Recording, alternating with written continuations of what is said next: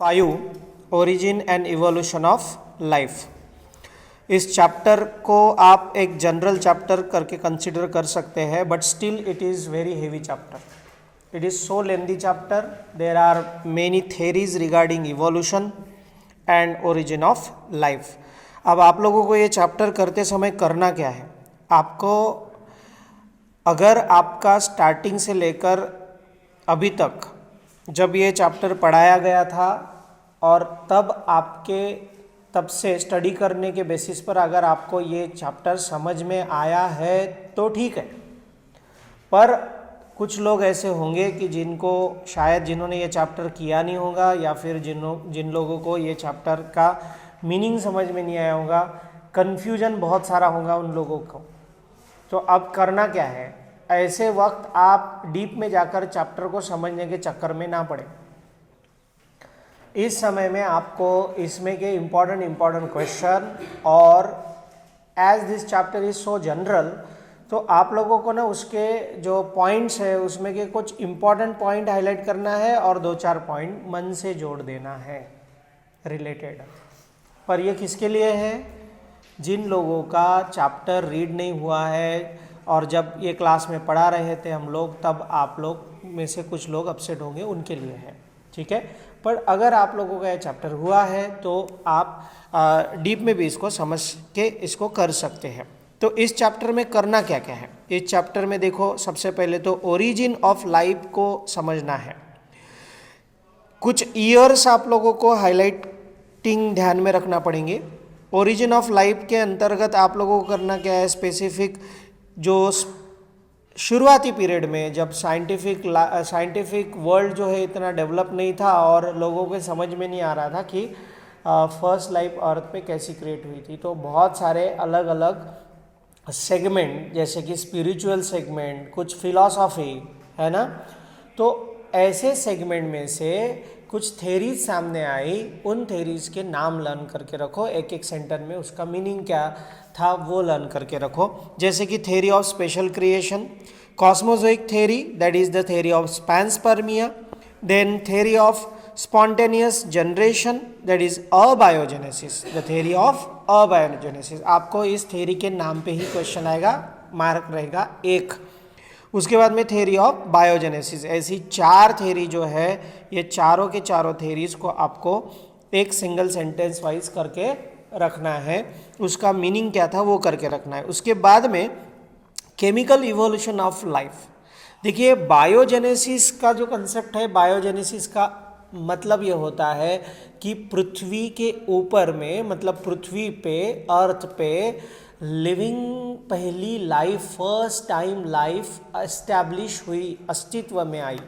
Clear?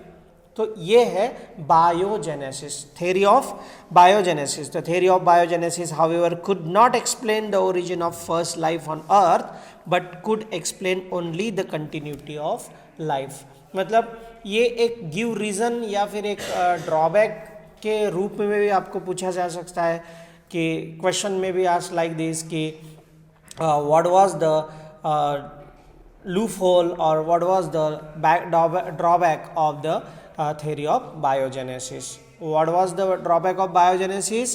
It could explain, ये सिर्फ ये एक्सप्लेन कर रही थी theory of biogenesis, that is continuity of life कैसी रहती है, but the first life arise कैसी हुई, that is the first life on earth, origin of first life of earth explain नहीं कर पाई ये थ्योरी, ठीक है।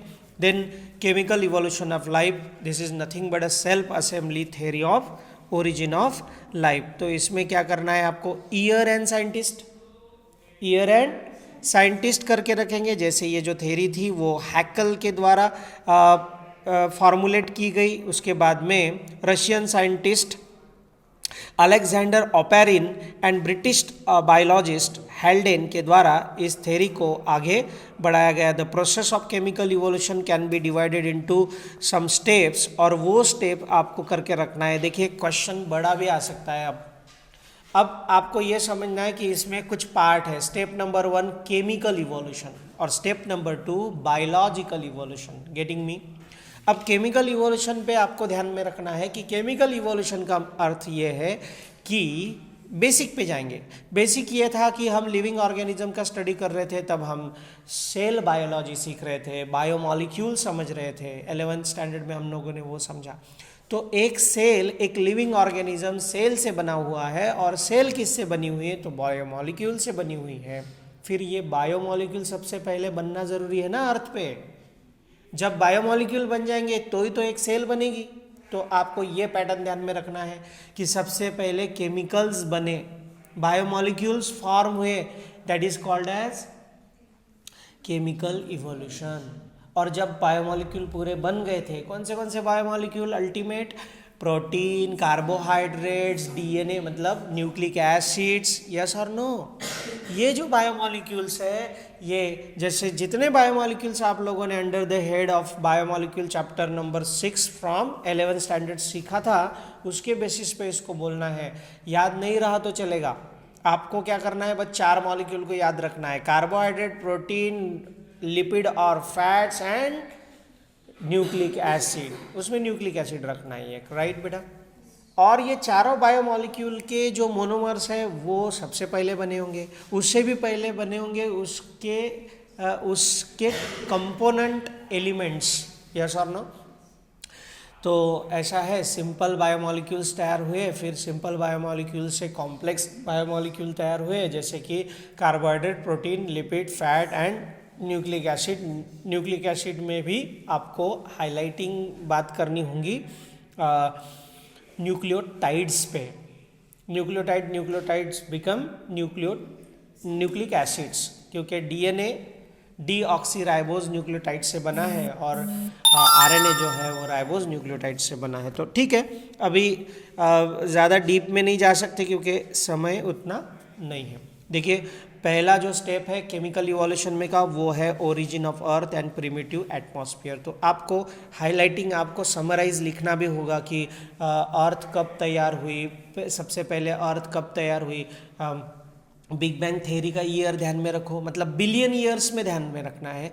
सो बिलियन ईयर एगो के पैटर्न में ध्यान में रखना है। इतने बिलियन ईयर एगो क्या हुआ, that is big bang theory, that is big bang हुआ, और यूनिवर्स का क्रिएशन हुआ अराउंड 20 बिलियन ईयर्स एगो। उसके बाद में 4.6 बिलियन ईयर एगो अर्थ का निर्माण हुआ, ये आपको ध्यान में रखना है, ये पॉइंट ये कवर करेगा। उसके बाद में आपको formation of ammonia, water and methane, ये वाली स्टेप ध्यान में रखनी है। तो स्टेप वाइज जाइए, है ना, स्टेप वाइज जाइए। उसको थोड़ा सा जो लोग ऑलरेडी स्टडी कर चुके हैं वो समझ गए हैं, बट जिनको ऑलरेडी स्टडी नहीं है वो क्या करेंगे, स्टेप का नाम लर्न करेंगे और उसमें के 2 पॉइंट एटलीस्ट अच्छे से लर्न करेंगे, तो आपका वो पूरा का पूरा क्वेश्चन कवर हो पाएगा। ठीक है, इसमें क्या करना है, फॉर्मेशन ऑफ अमोनिया। तो सबसे पहले क्या हुआ, अर्थ बनी, तो अर्थ बनने के बाद वहाँ पे अमोनिया का फॉर्मेशन हुआ, वाटर का फॉर्मेशन हुआ, मीथेन का फॉर्मेशन हुआ, हाइड्रोजन सल्फाइड का फॉर्मेशन हुआ। उसके बाद में थर्ड पॉइंट कवर करना है, formation of simple organic molecule. फिर इन्हीं कंपाउंड के कंटिन्यूस इंटर रिएक्शंस के कारण, दैट इज क्या क्या क्यों हो रही थी इंटर रिएक्शंस, तो क्या बोलेंगे उसको, थंडरिंग, लाइटनिंग, लाइक। तो क्योंकि इलेक्ट्रिक स्पार्क आएगा कहाँ से, क्योंकि वहाँ पे एक तो पहले रिड्यूसिंग एनवायरनमेंट था, अब जैसे अभी ऑक्सीडाइजिंग एनवायरनमेंट है, पहले रिड्यूसिंग एनवायरनमेंट, हाइड्रोजन ज़्यादा था अर्थ के सराउंडिंग में, हाइड्रोजन एटमॉस्फेयर में हाइड्रोजन सबसे ज़्यादा था स्टार्टिंग में। तो इस कारण से पहला वाला एनवायरनमेंट जो था वो कैसा था, रिड्यूसिंग टाइप का था। तो रिड्यूसिंग टाइप का था, अब रिड्यूसिंग टाइप में सिर्फ रिडक्शन हो सकता है, ऑक्सीडेशन तो हो नहीं सकता, बट ज़्यादातर रिएक्शन ऑक्सीडेशन के कारण होती है, ये ध्यान में रखना है। उसके बाद में आपको ध्यान में रखना है कि what was the reason behind the chemical reaction और interactions between all this methane, ammonia, water and hydrogen sulphide, so lightning. So इनके कारण क्या बना, इनके कारण बना सिंपल ऑर्गेनिक मॉलिक्यूल्स। तो उसके लिए रिस्पॉन्सिबल थे अल्ट्रावायलेट रेडिएशंस, उसके बाद में अल्ट्रावायलेट रेडिएशंस के साथ साथ लाइटनिंग, है ना, ये राइट। तो उस समय में ये जो प्रक्रिया हुई तो ये सब जो केमिकल मॉलिक्यूल्स तैयार हुए, सिंपल ऑर्गेनिक मॉलिक्यूल्स से कहाँ पर तैयार हुए, कहाँ तैयार हुए, ये समंदर में तैयार हुए, ओशन में तैयार हुए। और हेल्डेन ने उस सिचुएशन को, जैसे the water of ocean was somewhat hot, yes, and it consist some simple organic molecules, तो इसको उसने ना एक स्पेशल नाम दिया, इसको एक स्पेशल नाम दिया है। He called it as a primitive broth और hot dilute soup. So you can be ask like this, write a note on hot dilute soup और प्रिमिटिव ब्रॉथ। ये भी एक प्रश्न आ सकता है, इस पर ध्यान देना, ठीक है। किसने बोला है? हेल्डेन ने, ठीक है। हेल्डेन ने डिस्क्राइब किया उस समय के परिस्थिति को। Then formation of complex organic molecule इस सिंपल ऑर्गेनिक मॉलिक्यूल से क्या बने? कॉम्प्लेक्स ऑर्गेनिक मॉलिक्यूल बने। और कॉम्प्लेक्स ऑर्गेनिक मॉलिक्यूल जैसे fat, protein, nucleotides, nucleosides, polysaccharides, ये सब उसमें थे।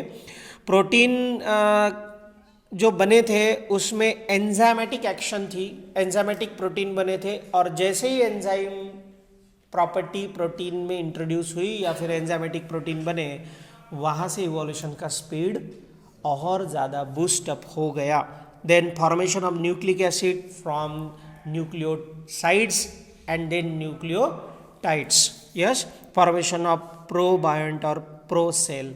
फिर एक सभी के सभी मॉलिक्यूल जो है, जो बायोमॉलिक्यूल्स है, वो सेल बनाने वाले मॉलिक्यूल्स जब एक साथ आए, उनके अलॉन्ग प्रॉपर उसका एक कोएगुलेशन हुआ और एक proper cell like structure form हुआ। That was a bunch of biomolecules and the cell like structure which was not exactly a cell, वो जो सेल नहीं थी पर सेल लाइक मॉलिक्यूल तैयार हुआ। सेल लाइक मॉलिक्यूल बोलता, सेल लाइक स्ट्रक्चर तैयार हुआ अलग अलग बायोमॉलिक्यूल्स का, एक साथ क्या हुआ? क्लम्पिंग हुआ। और इसको बोला गया फॉर्मेशन ऑफ प्रोटोबायोन और प्रोसेल। एंड उसको जैसे कि ओपेरिन ने एंड सिडने ने अलग अलग, सिडने फॉक्स, ठीक है, प्रोटोबायोंट और प्रोसेल जो थी, इसको इस स्ट्रक्चर को, कोएजर्वेशन को कोएजर्वेट बोला ओपेरिन ने 1924 में। इसको हाईलाइट करके रखना, ये इंपॉर्टेंट है। और सिडने फॉक्स ने इसको प्रोटेनॉइड्स बोला या माइक्रोस्फीयर बोला, और उसकी डायग्राम भी ध्यान में रखना। मे भी ऐसा हो सकता है 2 मार्क्स के लिए सिर्फ ये डायग्राम आपको पूछी जाए, ठीक है। उसके बाद में ये जो this colloidal aggregations turn into the first primitive living system, that is eobionts, तो उसको भी अंडरलाइन करके रखिए। प्रोटोसेल और ईओबायोंट, प्रोटोसेल और ईओबायोंट जो है वो क्या है? ये जो कोएजर्वेट्स थे, इसका एग्रीगेशन हुआ और first time primitive living system develop हुआ and that is known as eobiont. उसके बाद में नेक्स्ट स्टेप थी formation of first real cell. And when RNA और DNA system develop within the protocell, उन प्रोटोसेल के अंदर और ईओबायोंट के अंदर जब आरएनए या डीएनए डेवलप हुआ, प्रॉपर सेट हुआ and acting as genetic material, then it will become a living system. Yes sir. And living system तैयार हुई. First cell was anaerobic, heterotrophic and obtained energy by the chemoheterotrophic process. photosynthesis हो पा रहा था क्या? नहीं. तो कौन सा ऑटोबायोजेनेसिस हो रहा था? दैट इज कीमोसिंथेसिस का प्रक्रिया हो रहा था, ठीक है। उसके बाद में अब देखो, अब हमने क्या समझा? अब देखा केमिकल इवोल्यूशन का थ्योरी, राइट।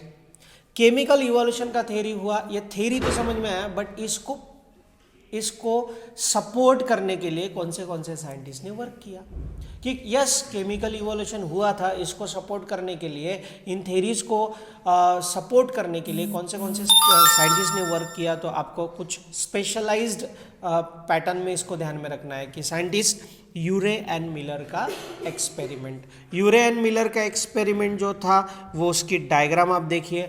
इस डायग्राम के बेसिस पे प्रश्न आएगा, आपको प्रश्न आएगा 3 मार्क्स के लिए, discuss with well labelled diagram Urey and Miller experiment. आप नोट्स में भी देखेंगे, ऐसा क्वेश्चन आपको मिलेगा वहाँ पे।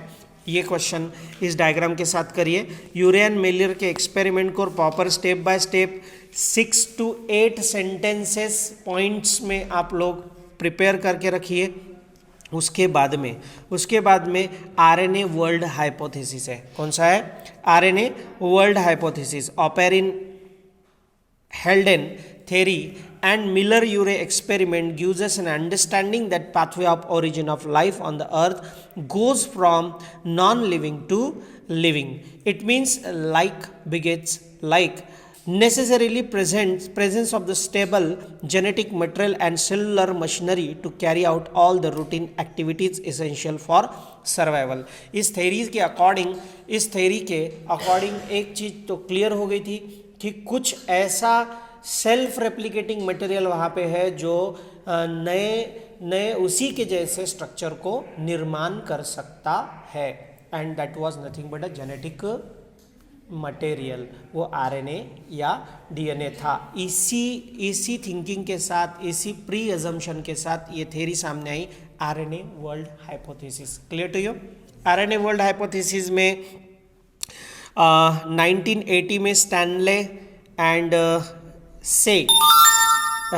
Sydney Altman and Thomas Cech independently इन्होंने क्या किया कि आरएनए भी एक बायोकैटलिस्ट हो सकता है, and this catalytic RNA are called as ribozyme. उसको अंडरलाइन करेंगे कि उस कैटालिटिक आरएनए को राइबोजाइम बोलना है। ये आप यहाँ पे थोड़ा राइट।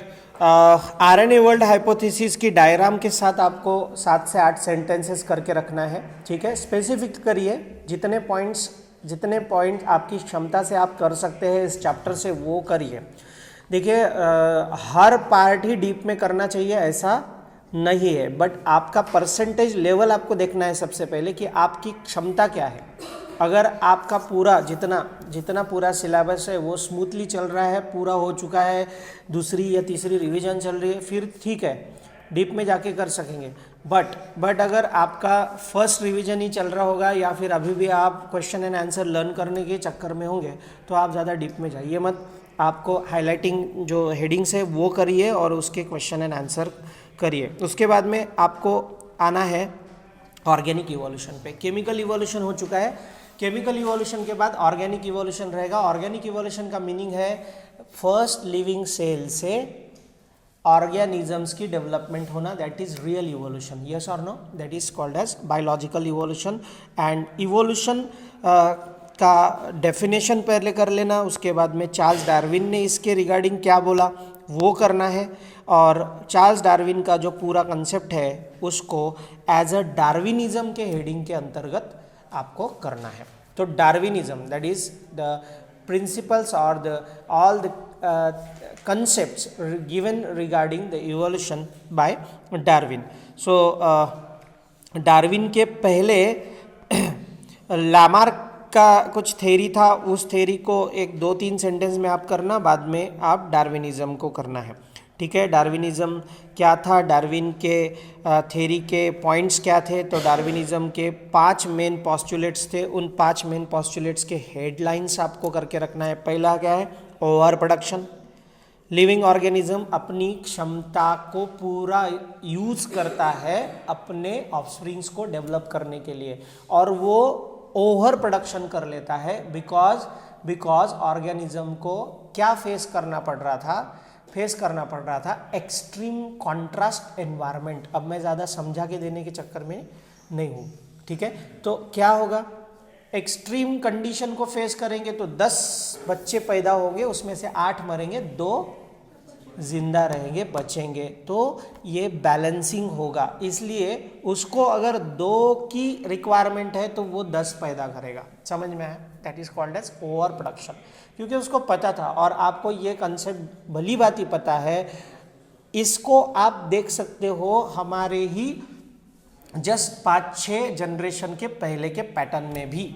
यस, हमारे दादाजी परदादाजी इनके जो बच्चे थे वो 1 डजन 2 डजन लाइक दिस, इस पैटर्न में आपको देखने को मिलेगा। स्ट्रगल फॉर एग्जिस्टेंस दूसरा पॉइंट था।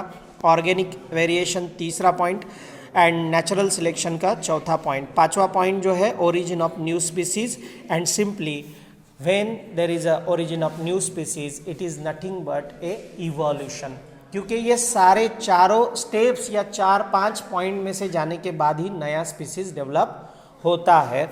ये है डार्विन का कंसेप्ट, ठीक है।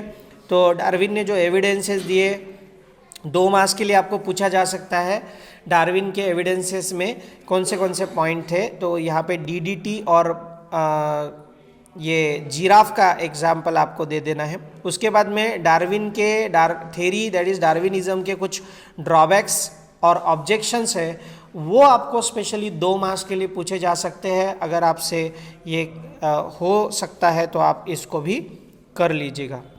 पेज नंबर क्या है? 1999। ओके, देन उसके बाद में आएगी म्यूटेशन की थेरी। ह्यूगो द राइस की थेरी है म्यूटेशन की थेरी। उन्होंने जैसे जिस प्रकार से नेचुरल सिलेक्शन का जो थेरी था, डार्विनिज्म था, ये थेरी एक स्पेसिफिक डायरेक्शन या लाइन को मतलब क्या इंडिकेट करता है कि इस प्रकार से इवोल्यूशन हुआ। उसी प्रकार से ह्यूगो द राइस जो थे, इन्होंने भी अपनी पर्सनल थेरी पुट फॉर्थ की। उन्होंने कहा कि the thing which is mainly responsible for the evolution was nothing but mutation. वो क्या था? म्यूटेशन था। इसलिए म्यूटेशन के थेरी के कुछ हाईलाइटिंग पॉइंट है, आप नीचे देख पा रहे हो पेज नंबर 99 पर। The main features of the mutation theory, in features को आपको करके रखना है।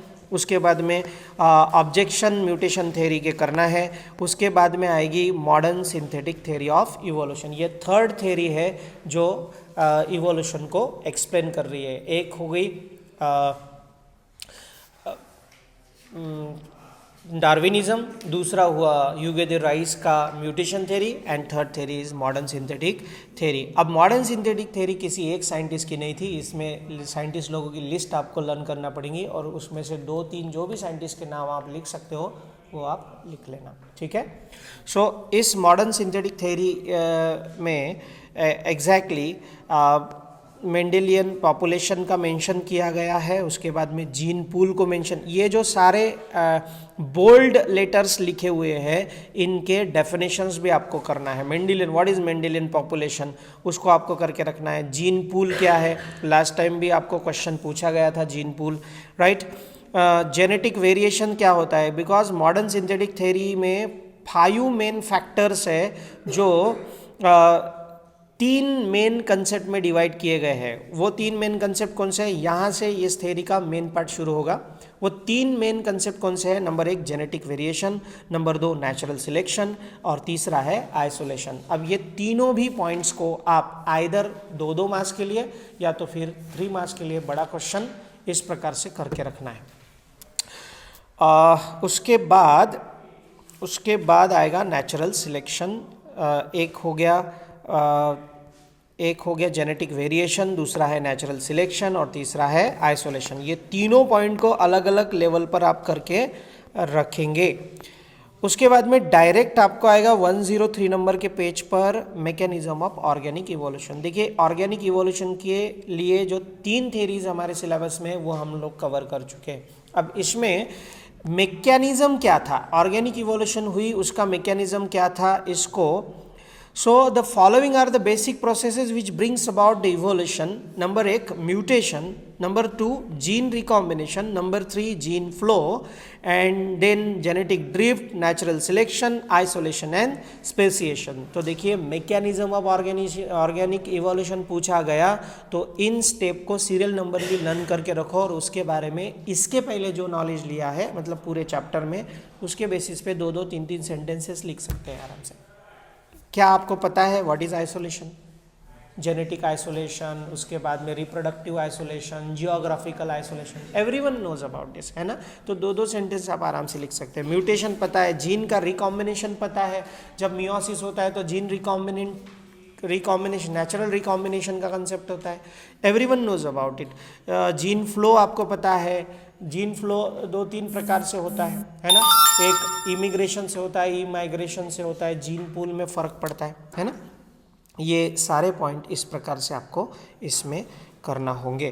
तो ये सब पॉइंट ये है, जीन रिकॉम्बिनेशन दिया है, जीन फ्लो दिया है, जेनेटिक ड्रिफ्ट दिया है, नेचुरल सिलेक्शन का भी कंसेप्ट आपको दिया है, नेचुरल सिलेक्शन के टाइप दिए हुए हैं, स्टेबलाइजिंग सिलेक्शन दिया हुआ है, डायरेक्शनल सिलेक्शन दिया हुआ है ना। तो डिसरप्टिव नेचुरल सिलेक्शन दिया है। ये पोर्शन अगर आपको समझ में आया हो तो करिए इसको, अगर नहीं आया हो तो फिर आप इसमें के सिर्फ हेडलाइन जो है वो ध्यान में रखिए। क्वेश्चन ज़्यादा नहीं पूछा गया इस पर अगर रेयरली आ गया तो फिर आपको इसके ऊपर में कुछ लिखना होगा, ठीक है। तो उसके बाद में लास्ट वाला कंसेप्ट इसमें आपको क्या करना है, हार्डी वेनबर्ग प्रिंसिपल, जिसमें मैंने आपको सिर्फ इतना ही बताया था कि हार्डी वेनबर्ग प्रिंसिपल का स्टेटमेंट लिखेंगे और जो फार्मूला आपको दिया गया है वो फार्मूला उसको एक्सप्लेन करेंगे। ये बिल्कुल मैथमेटिक्स का फार्मूला है, इक्वेशन है, P प्लस Q का whole square, everyone knows about its expansion. And then है एडाप्टिव रेडिएशन।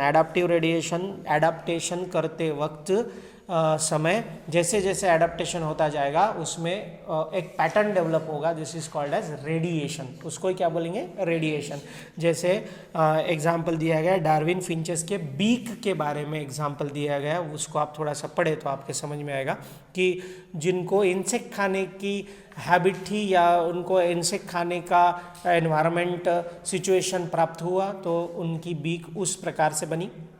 जिनको फ्रूट खाने का, जिनको क्रैक करने के लिए, जैसे नट क्रैकर लाइक बीक होती है, पैरोट लाइक बीक होती है, तो इस प्रकार से अलग अलग टाइप की बीक्स बनी।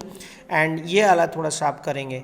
5.10 में एविडेंसेस ऑफ ऑर्गेनिक इवोल्यूशन है। ये सेगमेंट देखिए, इसके पहले के सेगमेंट पर इवोल्यूशन के थेरीज पर प्रश्न आ सकता है या तो फिर इसको भी प्रिफर किया जाता है, एविडेंसेस ऑफ ऑर्गेनिक इवोल्यूशन। तो ये वाला पोर्शन जो है इसमें आपको ध्यान रखना है कि एविडेंसेस, ऑर्गेनिक इवोल्यूशन हुआ, इसका क्या एविडेंस है, क्या प्रूफ है। तो बहुत सारे साइंटिस्ट ने अलग अलग सेगमेंट में से, अलग अलग क्षेत्रों में से इसके प्रूफ, इसके एविडेंसेस कलेक्ट किए। क्षेत्र नंबर 1 था palaeontology, field number 2 comparative anatomy, field number 3 embryology and field number 4 molecular biology. तो पैलेंटोलॉजी आपको सबको पता है, पैलेंटोलॉजी का मीनिंग क्या होता है। ऐसा एक क्षेत्र है, ऐसा एक फील्ड है, ऐसे एक प्रकार से साइंस, आर्ट्स एंड साइंस दोनों में इसको पढ़ाया जाता है। ये जियोग्राफी वाला पार्ट है, देखा जाए तो जियोलॉजी वाला भी पार्ट है, क्योंकि उत्खनन जिसको हम बोलते हैं वो जियोलॉजी का सेगमेंट आता है, राइट। तो इसमें हम देखते हैं कि कुछ फॉसिल्स आपको दिखाई देते हैं। पैलेंटोलॉजी की डेफिनेशन करिए, उसके बाद में पैलेंटोलॉजी में कौन से प्रकार के फॉसिल्स मिल सकते हैं वो उसके टाइप आपको लर्न करके रखना है। एक है एक्चुअल रिमेन, बॉडी जैसी की वैसी मिलेगी, एक्चुअल रिमेन बॉडी जैसी की वैसी मिलेगी। दूसरा है मोल्ड, तीसरा है कास्ट और चौथा है कॉम्प्रेशन, ठीक है। ये है पैलेंटोलॉजी के फॉसिल्स के टाइप। उसके बाद में पैलेंटोलॉजी का फ़ायदा क्या है, सिग्निफिकेंस, आप 5 पॉइंट दिए हैं, आराम से 2 मार्क्स आपके कवर हो सकते हैं। उसके बाद में कनेक्टिंग लिंक जो है ये भी वहीं से उठाया गया पॉइंट है कि ए नाम का ऑर्गेनिज्म पता है, सी नाम का पता है, पर जैसे ही बी का पता लगा in the form of fossil, ये समझ में आया कि ए एंड सी का कोई संबंध ज़रूर है, ए एंड सी का कोई संबंध ज़रूर है, क्योंकि B has those character, B has the some common characters from A and C. समझ में आ गया ये point, that is the connecting link. और इसमें आपको आर्कियोप्टेरिक्स का एग्जाम्पल पूछा जा सकता है 2 मार्क्स के लिए, और प्रश्न इस प्रकार से आएगा, गिव द कॉमन कैरेक्टर्स या give the reptilian characters in Archaeopteryx, या तो फिर आपको पूछा जा सकता है give the avian characters of the Archaeopteryx. तो आपको इस पॉइंट को मैं स्पेशली आपको रिकमेंड कर रहा हूँ कि ये कनेक्टिंग लिंक वाला प्रश्न आप करके जाएंगे, ठीक है। कनेक्टिंग लिंक वाला आर्कियोप्टेरिक्स का प्रश्न करके जाएंगे, जिसमें आपको एवियन कैरेक्टर ऑफ आर्कियोप्टेरिक्स और रेप्टाइल के कैरेक्टर आर्कियोप्टेरिक्स के आप करके जाना ही है आपको। दूसरा है मॉर्फोलॉजी, एक्सटर्नल स्टडी जो होता है फीचर्स का, उसको मॉर्फोलॉजी बोलते हैं। इसमें homologous organ and analogous organ ऐसे दो पोर्शन हैं, इसको आप प्रॉपर करके जाइए। 2 मार्क्स के लिए प्रश्न आएगा। होमोलॉगस ऑर्गन को एक्सप्लेन करो, right a note on homologous organ in evolution, या फिर बोलेंगे मॉर्फोलॉजिकल एविडेंसेस। उसके बाद में वेस्टिजियल ऑर्गन, वेस्टिजियल ऑर्गन भी आपको पता है, जिसमें आप अपेंडिक्स का एग्जांपल दे सकते हैं, है ना। मॉलिक्यूलर एविडेंसेस में आप लास्ट और मॉडर्न साइंस का एग्जांपल देना है कि डीएनए का स्टडी है, हर लिविंग ऑर्गेनिज्म के डीएनए का 99.99% ये जीन सेम है वगैरह वगैरह, है ना। ये सब इसमें आप दे सकते हैं, यहाँ पे दिया हुआ है। ATP is a common source for energy वगैरह वगैरह, तो ये सब पॉइंट्स इसमें कवर होंगे। उसके बाद में स्पेसिएशन है, इंट्रास्पेसिफिक स्पेसिएशन, स्पेसिएशन के टाइप आप करके रखिए, है ना। Intraspecific speciation, geological time scale में आपको बहुत ज़्यादा डीप में ना जाते हुए आपको क्या करना है, मेनली कौन से इराज है, क्योंकि ये इराज स्पेसिफिक है बिल्कुल, इराज के नाम थोड़े से पढ़ के जाइए। उसके बाद में पीरियड, हर ईरा के कौन से पीरियड, और टाइम मिलियन ईयर्स एगो में देखिए इतना बड़ा चार्ट जो है वो अभी ऑन टाइम या 11th आवर पे लर्न करना इट इज़ क्वाइट डिफ़िकल्ट, है ना। पर अगर आपने स्टार्टिंग से स्टडी की होगी तो फिर ठीक है, नहीं की होगी तो कोई दिक्कत नहीं है। आप इसमें एक काम करेंगे, कौन से ईरा में क्या हाइलाइटिंग उसका प्रूफ था, कौन से ईरा में कौन था, कौन से पीरियड में कौन था, इतना भी आपने थोड़ा बहुत कर लिया तो भी चलेगा। इसमें से क्वेश्चन आपको आएगा ह्यूमन के इवोल्यूशन पे, इस पे नहीं आएगा क्वेश्चन। मतलब देखिए, मैं कोई पेपर सेट करने वाला व्यक्ति नहीं हूँ, या फिर मुझे पता नहीं पेपर कायमे से आने वाला है, बट दिस इज़ एक अंदाज रहता है, एक क्या रहता है, एक अजम्पशन है कि हाँ ठीक है ये इसका वेटेज ज़्यादा है इस पर क्वेश्चन। एक साइकोलॉजी रहती है, पेपर सेट करते वक्त भी साइकोलॉजी रहती है। तो ह्यूमन के इवोल्यूशन पे प्रश्न आने की ज़्यादा संभावना है। यहाँ तक क्लियर है आपको? तो ह्यूमन के इवोल्यूशन का जो टाइम स्केल है उसको आप प्रॉपर करेंगे, और यहाँ पे जो चार्ट दिया है पेज नंबर 113 पे, उस चार्ट को आप प्रॉपरली करके रखिए, ताकि आपको कोई प्रश्न अगर आ जाए तो आपको उसमें के 5-6 पॉइंट ऑटोमेटिक लिखते आएंगे इसके बेसिस पे। यहाँ पे आपको ह्यूमन के इवोल्यूशन का कंपैरिजन दिया हुआ है, ह्यूमन के सभी फॉर्म्स को आप लर्न करके रखेंगे। ह्यूमन के इवोल्यूशन के that is from the Dryopithecus to the Homo sapien, उनके पीरियड को करेंगे, उनके अपीरियंस, उनका वो स्ट्रक्चर कैसा था इसको कर लेंगे, पोस्चर कैसा था ये भी पूछा जाता है। Cranial capacity is very highlighting and very important, cranial capacity is very important. And कौन से मैन को क्या बोला, हैंडीमैन लाइक, है ना। ये सब होमो हैबिलिस का क्वेश्चन लास्ट टाइम डाला था।